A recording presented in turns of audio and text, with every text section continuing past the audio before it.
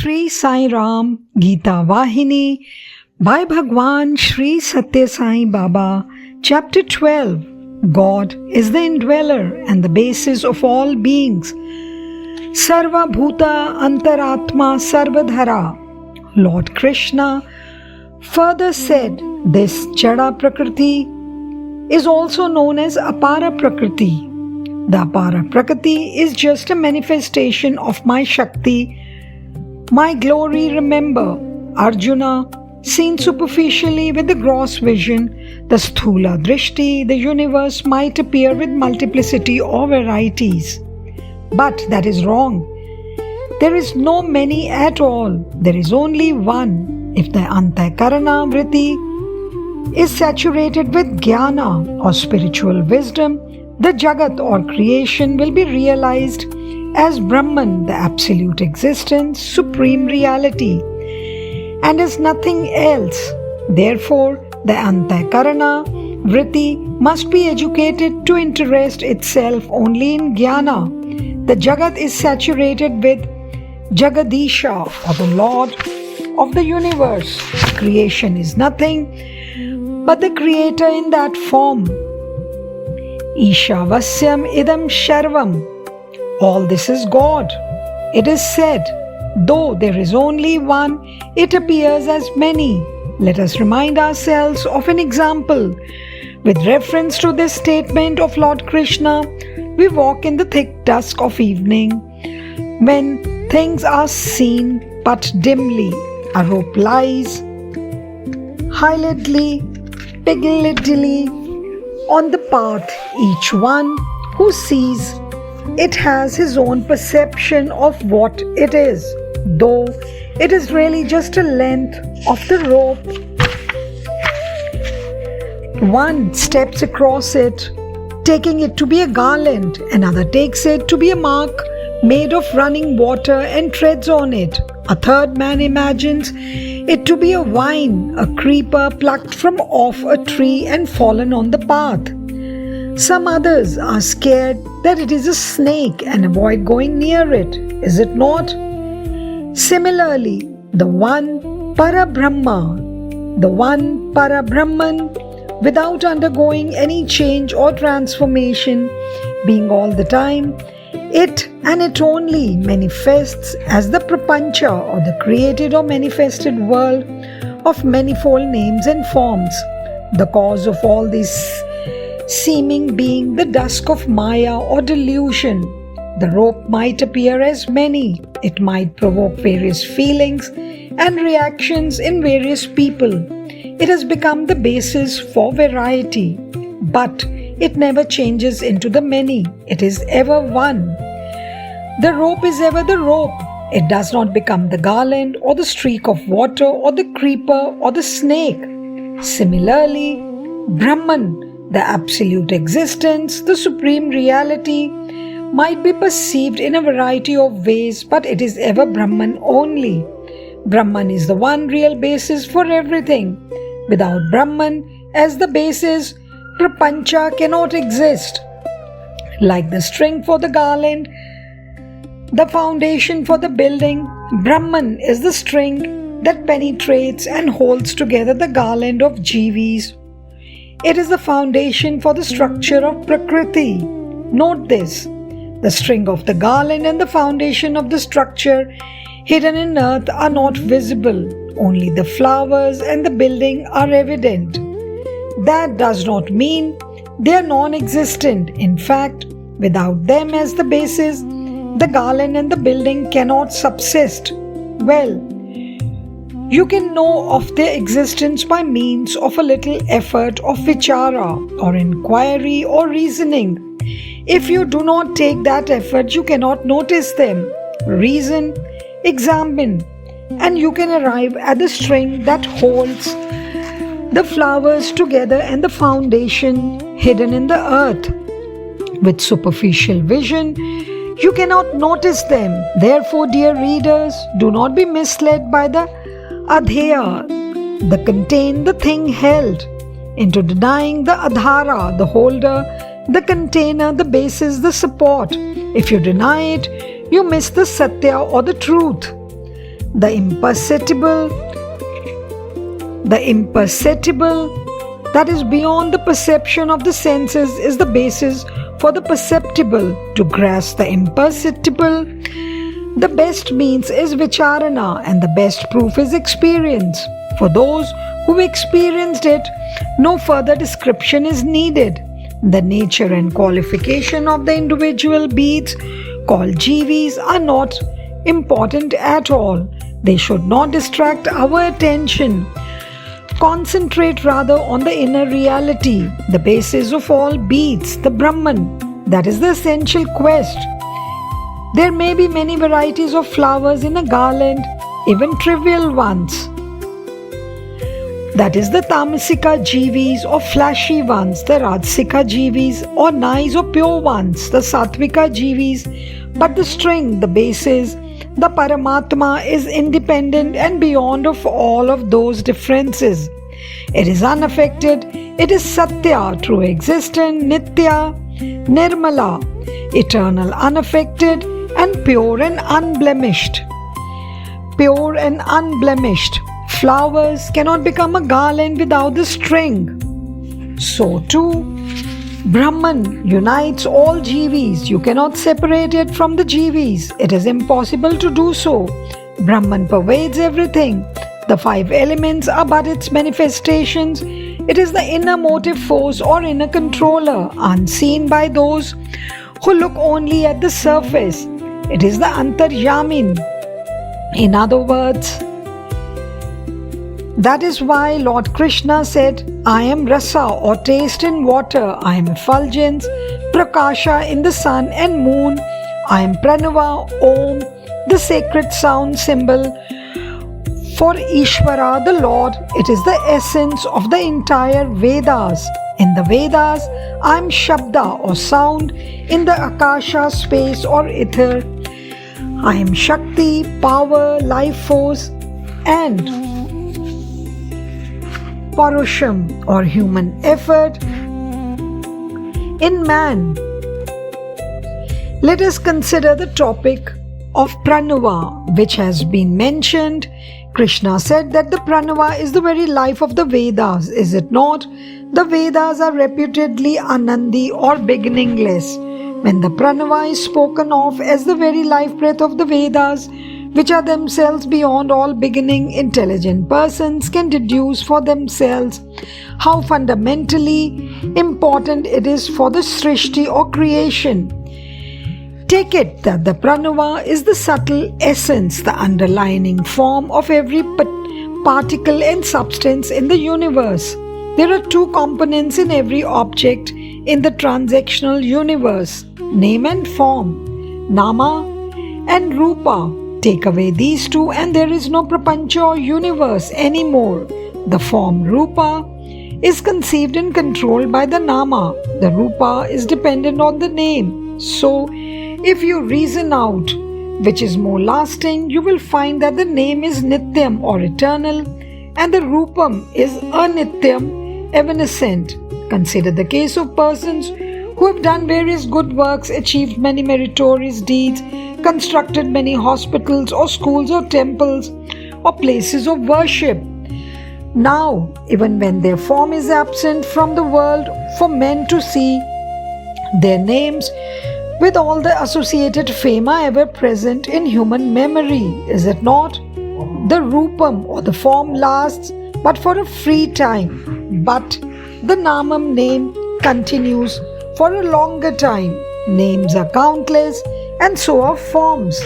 But there is one matter which you have to take into consideration here, a matter which is within the daily experience of all, from the Pandits down to the ignoramus. Aksharams or letters in Telugu, there are 52 letters. In English, there are just 26.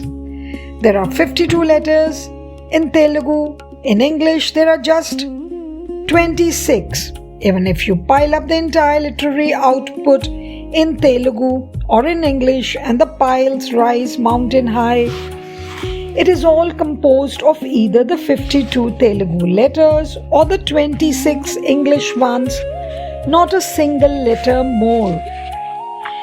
Similarly, in the human body, there are 6 main nadi kendras or the subtle energy centers, all in the form of the lotus flower. And all the 6 lotus forms collectively have 52 petals.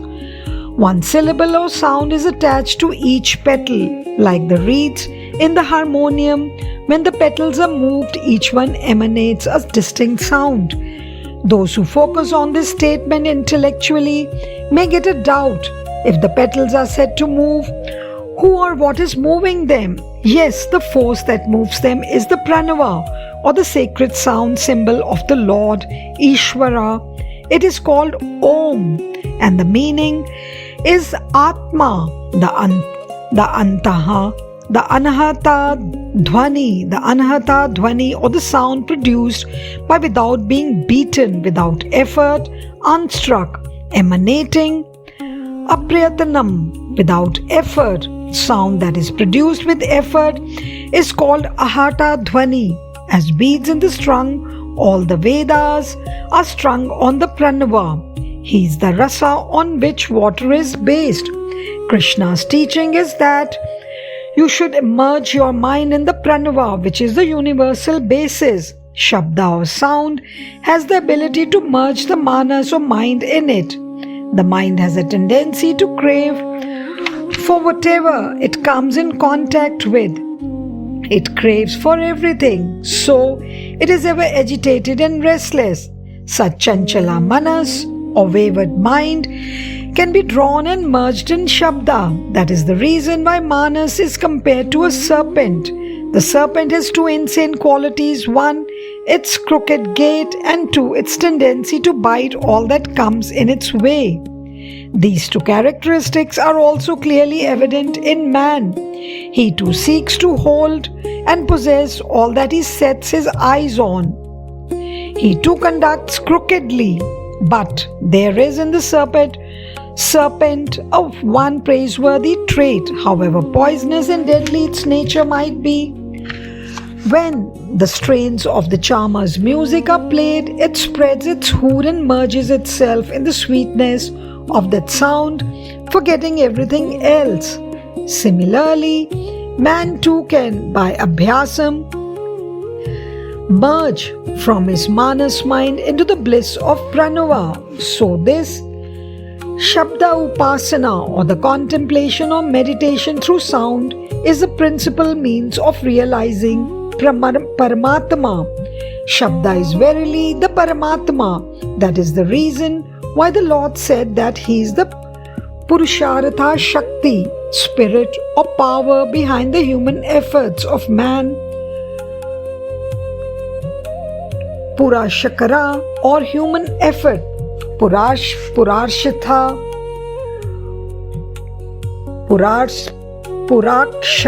or human effort, is the life breath, the pranava of man. Without it, man has no manvatatam, or humanness, however strong may be the prarabdham. It has to yield to the strength of Purushakara. Purashakara is superior to Prabhadam, to Praradham. Unaware of this potentiality in him, foolish man is misled into cursing his fate, cursing the inescapable effects of what he dreads as Praradham.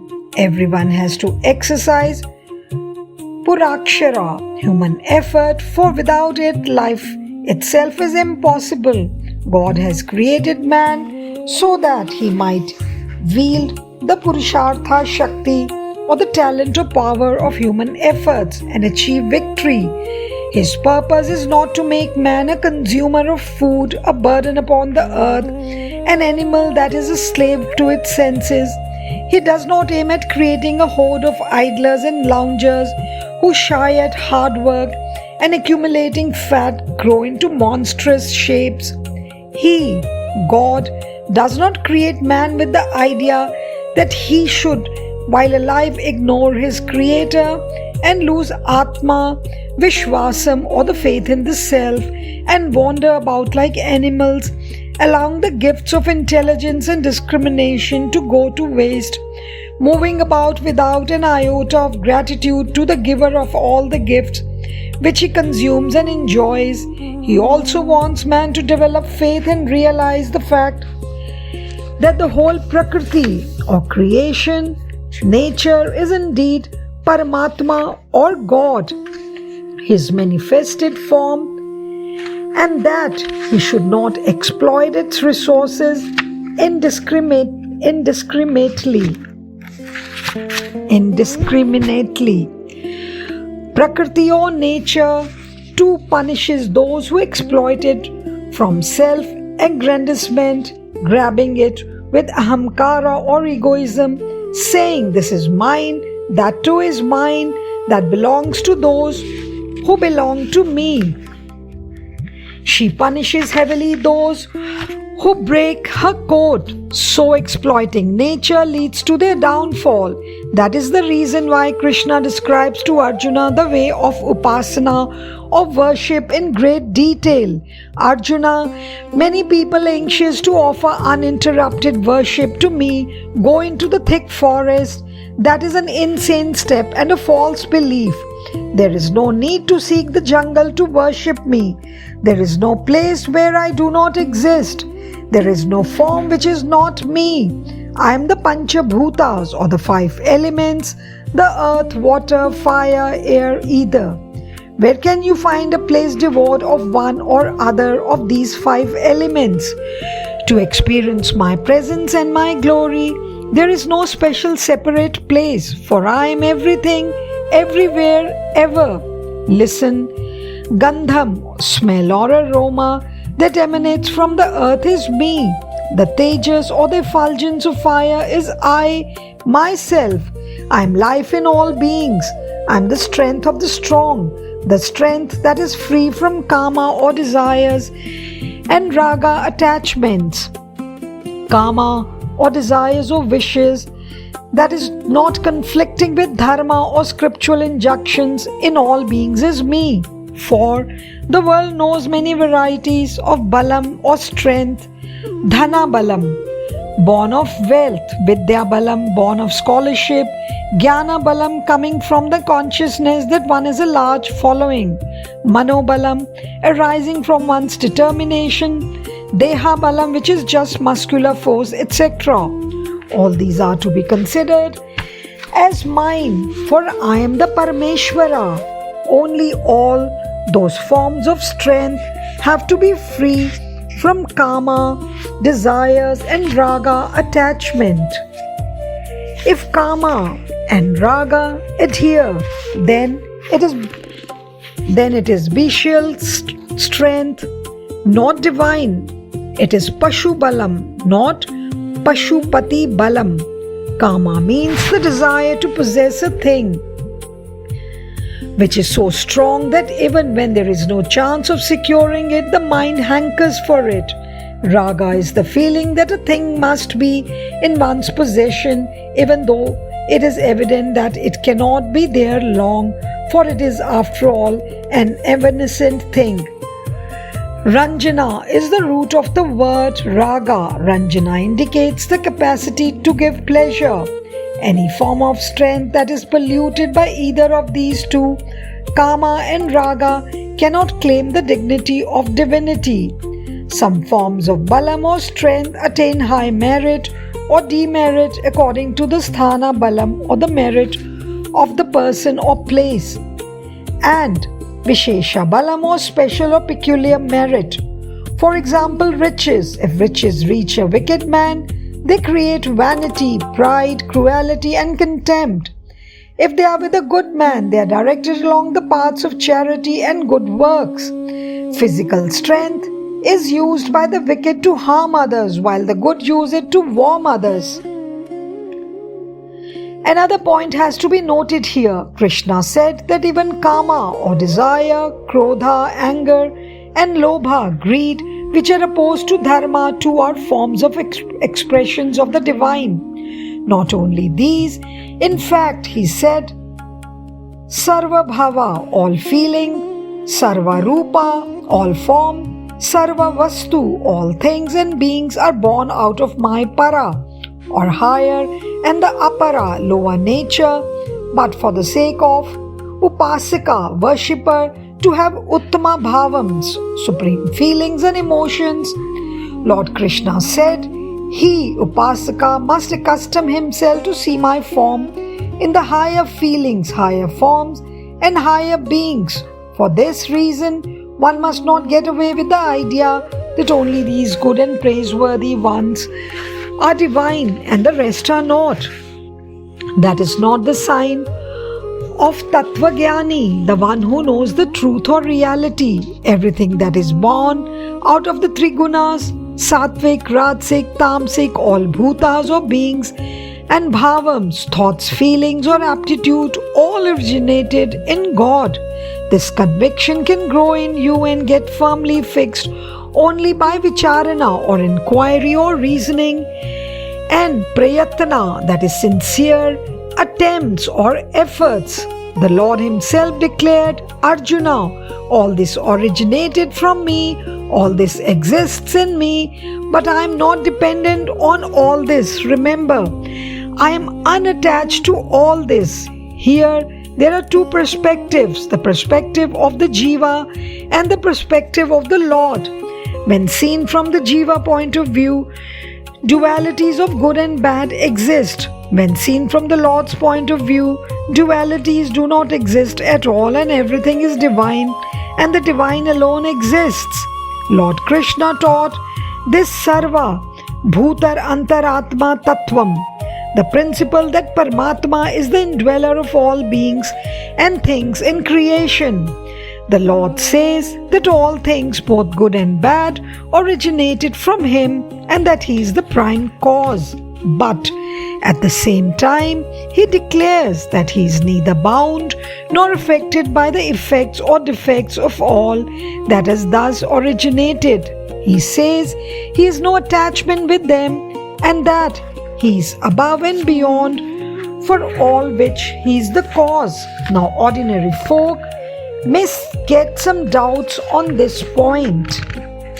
They might infer that man too is not in the least responsible for the good and the evil that is done through him by the divine, that is his real nature, is beyond both good and evil. That his acts, however evil, were basically prompted by the Lord himself, and the man has nothing he can claim as his act. True. But Vishwasam, faith in this attitude that nothing is done by you, that it is all the Lord's will that is being worked through you, and such love for God must be Nishchala or steady or unchanging, Nirmala or pure, unblemished, and Niswaratha, without any self-interest. If that is one, then certainly such a one has attained the highest goal of life. He is blessed to the uttermost. That reality has to be known, that knowledge has to be established. Indeed, he who has the conviction that all this is God, that he has no sort of relationship or kinship with the objective world, and that he is above and beyond it, is the Satya Jivi, the individual who realize the Satya or the fundamental reality. Mere words, however, are futile. You may repeat like a parrot that has been taught for long certain set phrases like everything is the Lord's, I am but a puppet. In his hands he pulls the strings and I dance as he wills. Nothing is mine, I'm just carrying out his will. But what do you usually do? When a praiseworthy act is done, you claim it to be your own. When a blameworthy act is done, you ascribe it to the prompting of the Lord. You shout from platforms before gatherings till your throats get dry that you won by your own effort, honor, fame, status and standards, authority and position, property and possessions, attainments and achievements. But when it comes to confessing your share in earning ill fame and defeat, evil and wrong, you conveniently transfer the responsibility on the Lord, saying, I am but an instrument in His hands. He is the master. I am but a tool. This has become the habit of man today. Nay, it has developed into a fashion. People swing from fame to blame, like the pendulum of the clock. This is sheer deceit, hollow spiritual sham. Thoughts, words, and deeds, all three must be filled with a firm belief that all is His play. That is the genuine path. It is the drishti dosham, or the erroneous perception of human to separate things as good and evil. To impute this to God is sacrilege. It might appear sometimes that the Lord too has that weakness, but it is a passing phase, a cloud that hides His glory, not a blemish that adheres to Him. The gunas emanate from the Lord. He is unaffected. Smoke arises from fire, but fire is unaffected. Clouds form in the sky and move about in the sky, but the sky is unaffected by them. All beings, things, and gunas are dependent on Him, like beads and flowers, as said above. But He is fully free, independent. The universe is based on Him, but He has no need for the universe as base. Take the example of cloth. Cloth is based on yarn. It is dependent on yarn, but yarn does not depend on cloth. It is unaffected, unattached to cloth. The pot depends on clay, but clay is independent. Again, cloth is yarn, pot is clay. One is the modification of the other. Well, clay is Brahman, pot is Prakriti. Yarn is Brahman, cloth is Prakriti. The universe of Nama Rupa or manifold variety. Ignore the shape, the form, and the name. The pot is just a clay.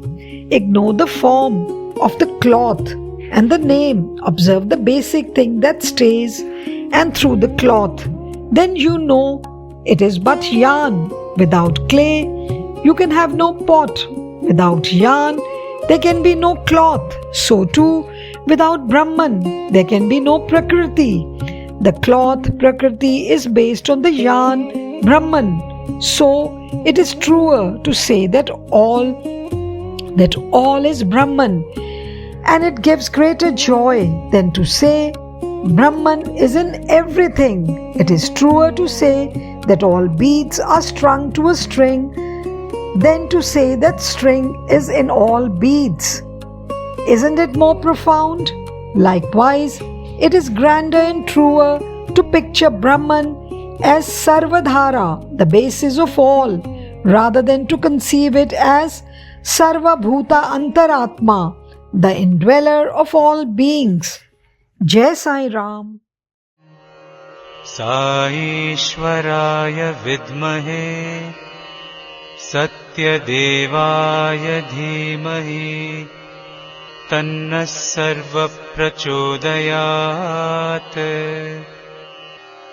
Om Saishwaraya vidmahe Satyadevaya dhimahi Tanna sarva prachodayat.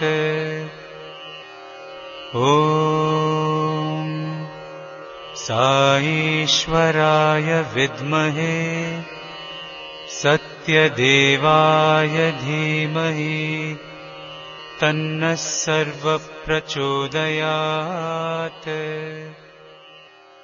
Om